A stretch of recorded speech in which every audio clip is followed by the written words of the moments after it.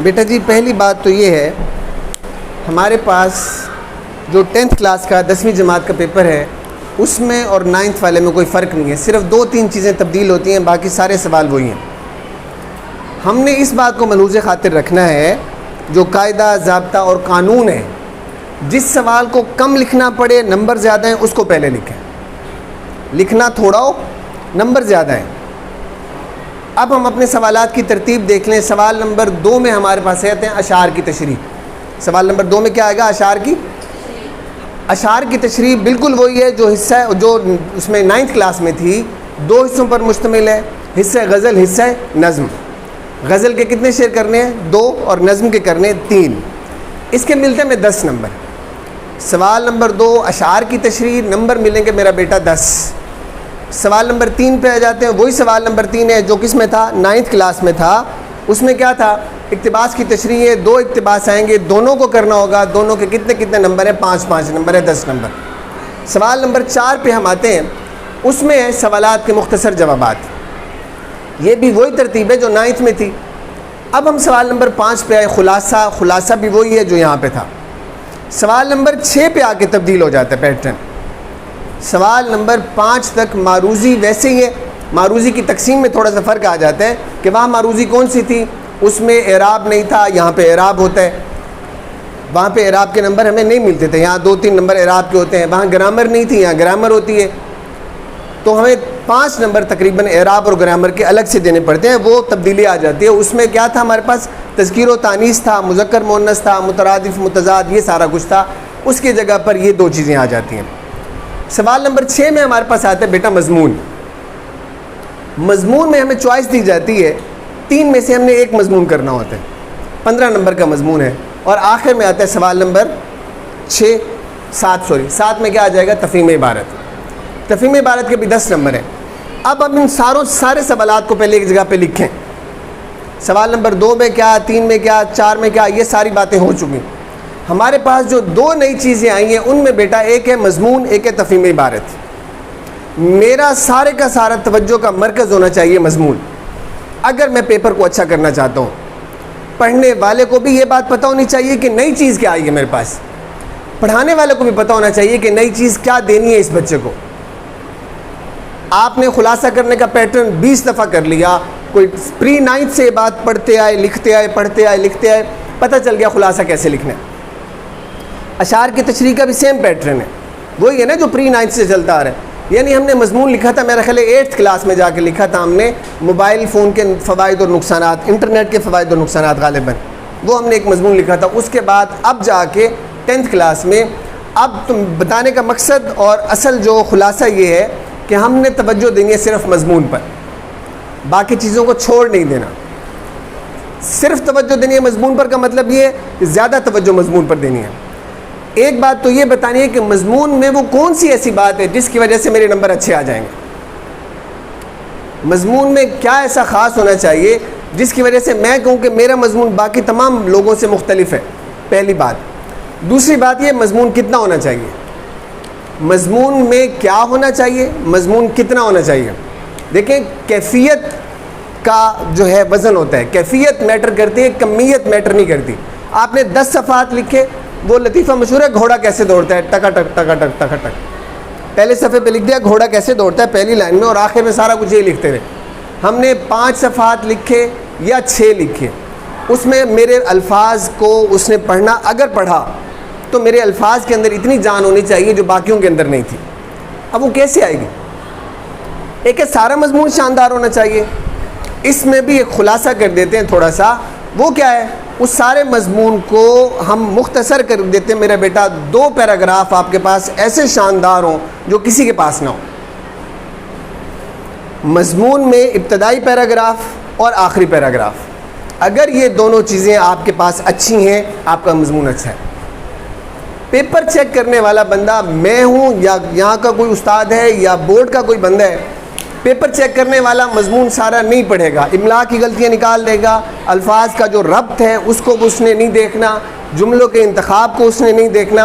अगर कोई चीज़ देखेगा तो पहले 2 पहला पैराग्राफ और आखिरी पैराग्राफ, इसके ऊपर भरपूर तवज्जो करता है बंदा, पहली बात।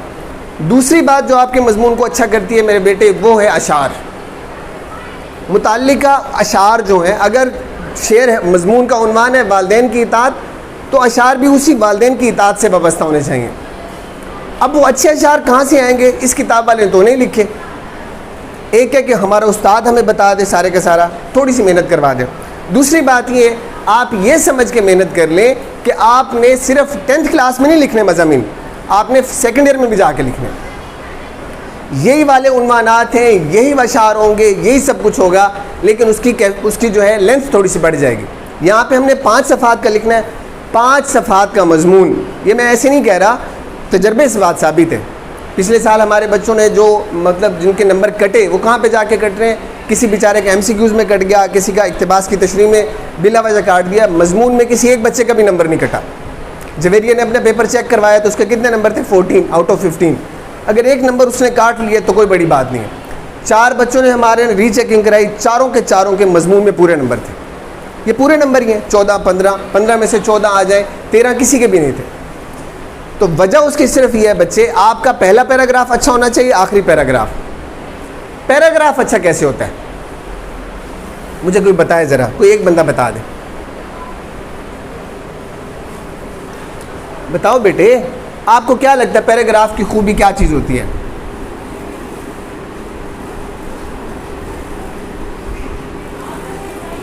बोले बोले, जल्दी बोले।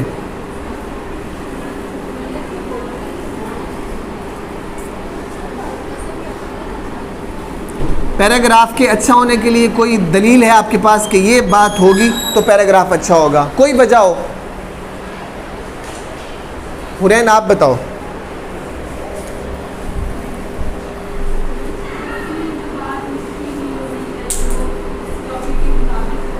उन्वान के मुताबिक और अल्फाज का चुनाव। अच्छा, और कोई बात? किन्जा आप बताओ।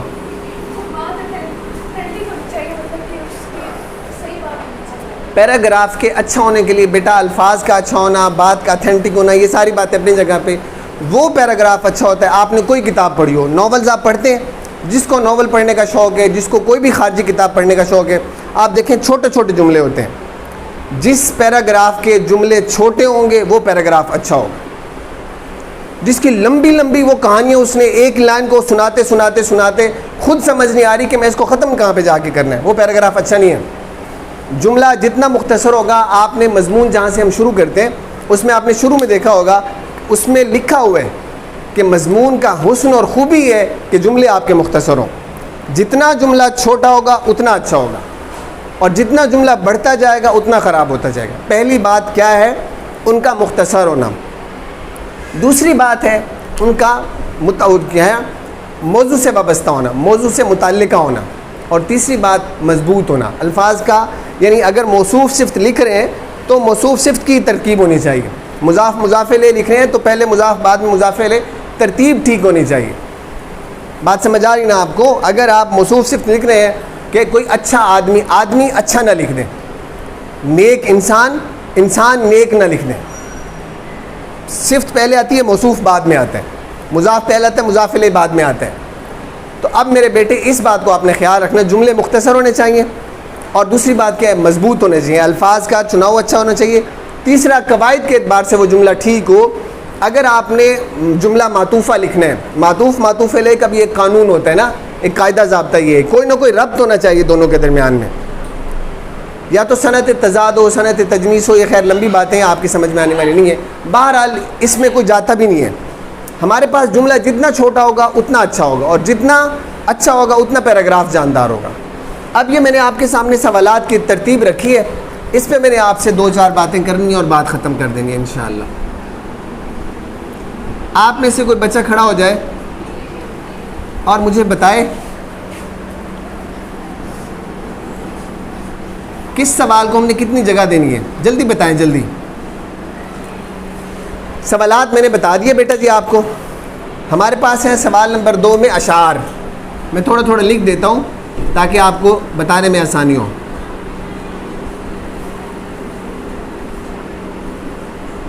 सवाल नंबर 3 में है इक्तिबास।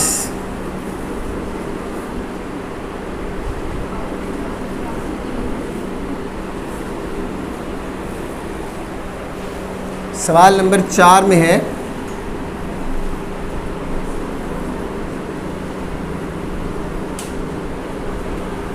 सवालात के जवाबात।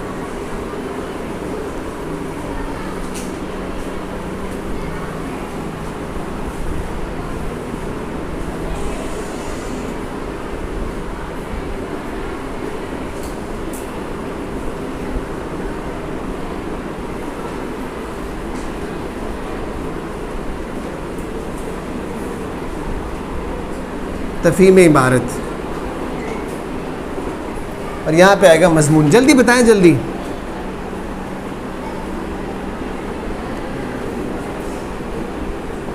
जी बेटा, अशार कितने होने चाहिए हमारे पास?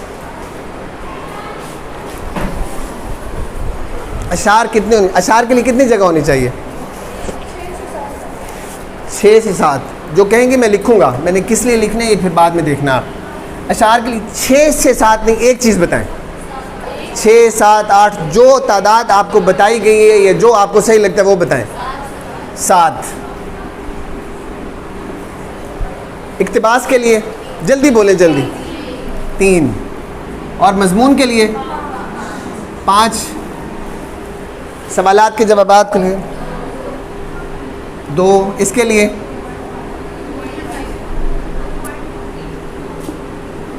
और तफहीम के लिए 2। इनकी टोटल गिनती करें कितने बनते हैं? 10, 15, 17, 18, 19, 20, 21, 21.5 साइड्स। हमारे पास बोर्ड की कितनी शीट्स होती हैं?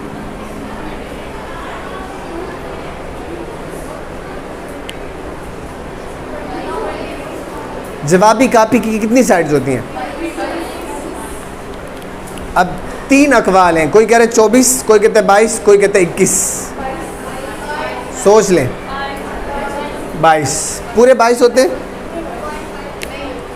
हमारे पास बोर्ड जो कापी देता है वो 22.5 साइड होती है। 22 11 वर्ग के 11 और आक होते हैं। एक आधा सफ़ा होता है जहाँ पे लिखा होता है ये नाकाबिल इस्तेमाल है, बोर्ड के इस्तेमाल के लिए, वो आधा सफ़ा होता है। बाकी 11 सफ़ात होते, 11 और आक होते हैं, उसके 22 सफ़ात बनते हैं। अच्छा, अब हम आते हैं दूसरी तरफ, और जल्दी जल्दी बताना है टाइम कितना देंगे हम इसको।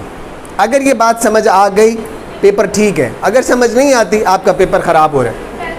इसको कितना टाइम देंगे? जल्दी जल्दी बोलते जाए। 35 मिनट। इसको 20 मिनट। शाबाश, सही चल रहे हो। ये माशाअल्लाह। इसका बताएं।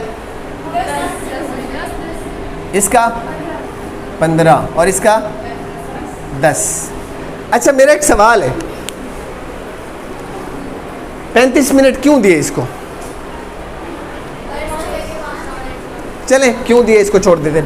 इनकी गिनती करें कितना टाइम बनता है, सारा जमा करें।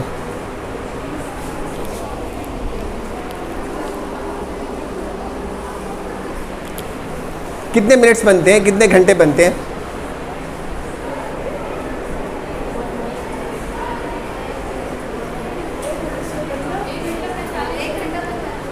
एक घंटा। हमारे पास टोटल कितना टाइम होता है? 2 घंटे 10 मिनट होता है हमारे पास।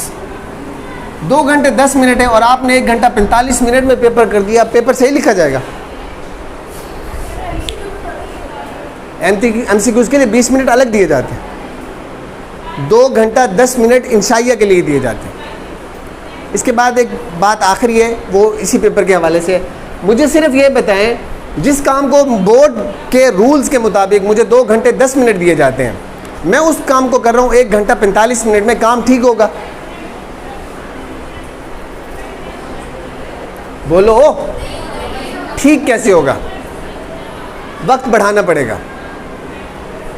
वक्त बढ़ाएंगे, ज़हनी तौर पर इस बात का इत्मीनान होगा। और ये बात मैं चूँकि जाविया स्कूल का एक रुकन रह चुका हूँ, मैं इस बात को बखूबी जानता हूँ। 35 मिनट होने के बावजूद, यहाँ वाफिर वक्त मिलने के बावजूद, कुछ हमारे शाहकार ऐसे हैं जो रोना शुरू कर देते हैं। नहीं नहीं नहीं, पेपर मेरा भी रहता है, ये मसला है, वो मसला है। सारा कुछ देने के बावजूद भी मसला बना होता है कि हमें टाइम पूरा नहीं मिला। अब बेटा जी, इसको हमने बढ़ाना है। कितना बढ़ा दें हम?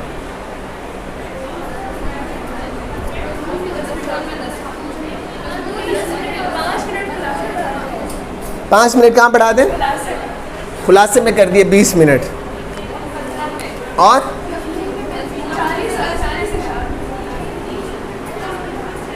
मजमून के आपने 25 मिनट। मैं आज तक, मुझसे नहीं लिखा जाता 25 मिनट में, कम से कम 35 से 40 मिनट में अच्छा मजमून लिखा जाता है। आपकी हेडिंग्स उसमें आएंगी, आपके हवाले के अशार उसमें आएंगे, आप उसको ठीक तरीके से तब लिखोगे। आपके टाइम का जो तरतीब होनी चाहिए, 15 मिनट आप इसमें मज़ीद ऐड करें, 2 घंटा हो जाए। 15 मिनट ऐड करने का तरीका ये है, इसको करें 35 मिनट, 35 मिनट ठीक है, और इसको आपने 20 मिनट दे के, वैसे वो कोई नहीं किया, ये 10-15 मिनट में लिखा जाता है। हमने एक सफ़े को कितना टाइम देना है? 5 मिनट। एक सफ़े को कितना टाइम देना है? मजमून को हम ज़्यादा क्यों दे रहे हैं? इसमें जगह जगह आपने बेटा हेडिंग्स देनी है। 5 सफ़ात हैं, 10 मिनट इजाफी दे रहे हैं। वजह उसकी क्या है? आप हेडिंग दोगे, खूबसूरत करके बनाओगे। अब ये सारी तरतीब अगर यूँ चलती है, 2 घंटे में मेरा पेपर मुकम्मल हुआ, आखिरी 10 मिनट मुझे मिलने चाहिए उस पेपर को दोबारा से पढ़ने के लिए। पेपर को दोबारा पढ़ूँगा, मैं बार बार देखूँगा मेरी क्या गलती है, और 10 मिनट बहुत होते हैं। जो आपके सवालात अंडरलाइन नहीं हुए, जो आपकी हेडिंग्स रह गई, जो आपकी नामुकम्मल चीज़ें हैं, आपने हर सवाल के आखिर में एंडिंग लाइन लगानी है। इस तरतीब पे पेपर करोगे बेटा जी, पेपर ठीक हो जाएगा। अब आखिरी बात की तरफ आते हैं, किस सवाल को पहले लिखेंगे? जल्दी बताएं, फिर मैं उसको एक शोर न मचाएं। पहले किसको लिखेंगे हम? सवालात के जवाबात को। चलें जी, दूसरे नंबर पर तफहीम इबारत, शाबाश। तीसरे नंबर पर, शाबाश, समझदार बच्चे हो। अच्छा, अब मेरी बात सुने। खुलासा लिखना होता है हमने 2 सफ़ात का, तवज्जो से सुनिए बात। 2.5 साइड्स का मैंने लिखा खुलासा, नंबर मिले 5। इसी 2.5 को मज़ीद कर दें, 5 सफ़ात हो गए, नंबर मिले 15। तो पहले किसको लिखेंगे? 15 नंबर को पहले लेके आएंगे ना। मसला ये है कि कहा जाता है मजमून तसल्ली से लिख लेना, नहीं लिखना तसल्ली से, मजमून पहले लिख लेना आप। खुलासे में लिखने 2.5 साइड्स, नंबर मिलते हैं 5, हम 2.5 इसमें इजाफा करते हैं, 5 साइड्स हो गई, नंबर मिल रहे हैं 15। तो 15 नंबर अपने पास जमा करें ना पहले। जब आपकी राइटिंग ख़राब हो जाए, जब एनर्जी ख़त्म हो जाए, फिर जाके आप कहें जी अब मजमून शुरू कर देते हैं, अब माशाल्लाह टाइम भी है, अब लिखा जाएगा। माशाल्लाह तो लिखा जाएगा, मजमून नहीं लिखा जाएगा। इसके बाद हमने लिखना है बेटा जी मजमून। अब आ जाते हैं किसकी तरफ? खुलासे की तरफ। 4, ये 5वां नंबर, ये इसको वैसे 5 नंबर को 5 में लिखना है। आखिर में क्या बचा हमारे पास? अशार की तशरीह। आखिर में आप लेंगे कि अशार की तशरीह, पेपर इंशाल्लाह अच्छा हो जाएगा। बस इसको बंद कर दें। इसके बाद पढ़ना है लाजमी आपने, पढ़ के जो गलती हैं उनको निकाल लें।